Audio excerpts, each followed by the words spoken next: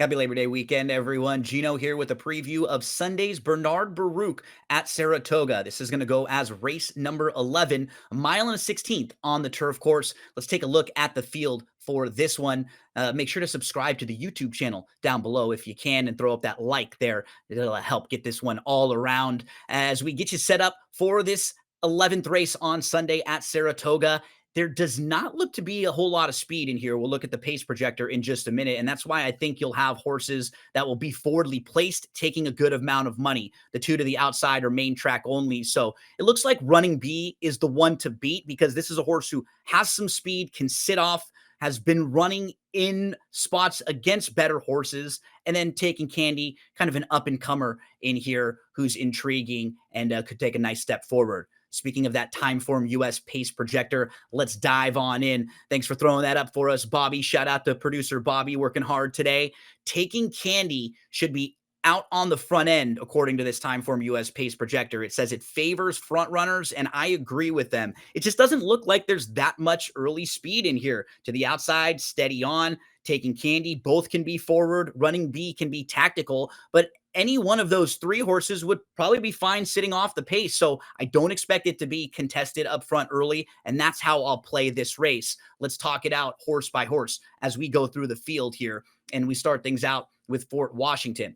Now, Fort Washington and Running B, the 1 and the 5 in this race, are both coming out of the last two races where they faced each other. And we have a replay of their race 2 starts back. This was in the Monmouth. This was on June the 15th. And these are the two horses to the outside that come running. They're actually going to dead heat for the win that day.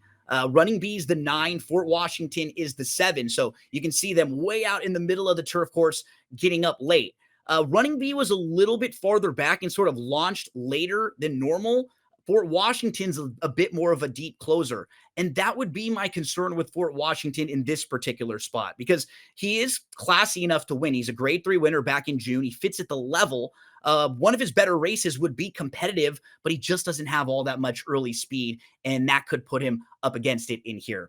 Let's move on to the number 2, Boyce, who will step up into stakes company for the first time.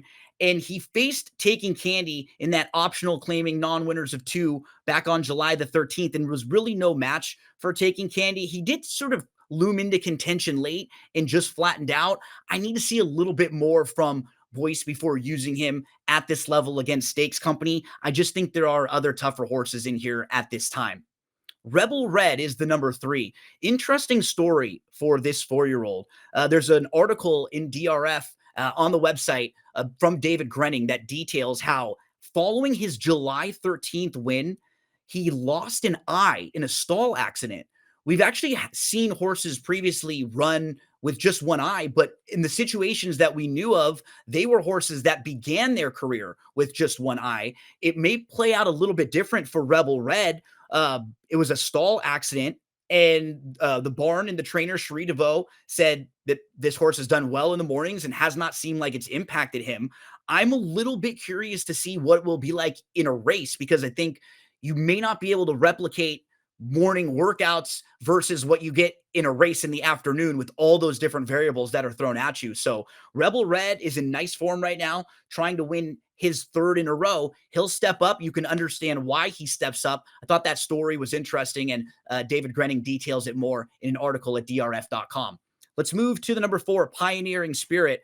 Last year's winner has not been in the best of form as of late. 0 for the last 8. He is multiple graded stakes placed, and he does like Saratoga, but I just don't know what to think about him right now. I have a really tough time getting a feel for him. He's wheeling back quickly. We just saw him on August the 24th. I'm going to pass on him in this spot. The number 5, Running B, feels like the horse to beat. We saw that replay a little earlier of him and Fort Washington both coming together late and finishing 1-2 in that actually co-finishing first in that dead heat. And then they both chased Get Smokin', and Get Smokin' won that race gate to wire in a lone speed situation. So I think you can eliminate the July 20th race. This is a grade 3 winner. This is the one to beat. He should be sitting close. I have very few knocks on Running B in this spot. A couple more speed horses to the outside of this field. The number 6 is Steady On. He cleared the field in his last start. I really liked him a lot that day on July the 20th, so I was expecting more from him.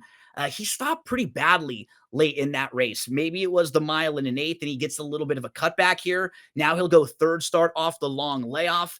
Was it just that last 100 yards? Is he maybe not quite the same horse he was before he went to the bench? I think you could give him one more shot, at least in some of the underneaths, because if there's not that much early speed in here, he should at least have every opportunity to give a good account of himself. Let's round out the field with Taking Candy.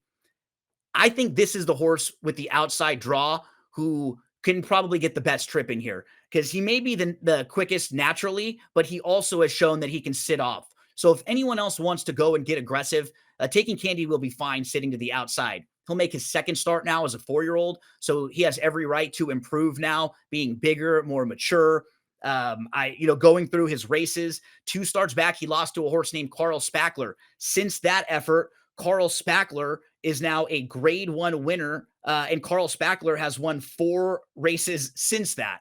So we're just talking about a horse who faced nice company last year, looked like he's grown up. I thought it was a really good way to come back to the race and get a soft win, and I'm expecting him to take a step forward off of that effort. So as we move to these selections, I will have Taking Candy right on top in here. I just think he has the opportunity from the outside to use that speed or to sit off if someone else wants to try to get aggressive. And so I'll be playing the horses that I think will be sitting close. I don't expect them to battle and duel with each other. Taking Candy could go to the front end. I wouldn't be shocked to see Steady On go to the front end, the 6, who I'm going to use in the 3rd spot. I put Running B in the 2nd spot. I think the horse they'll all have to hold off in here and the 1 to beat. And then if they do go quick enough, maybe it can set up for a horse like the 1 Fort Washington, who will be closing from the back and coming late.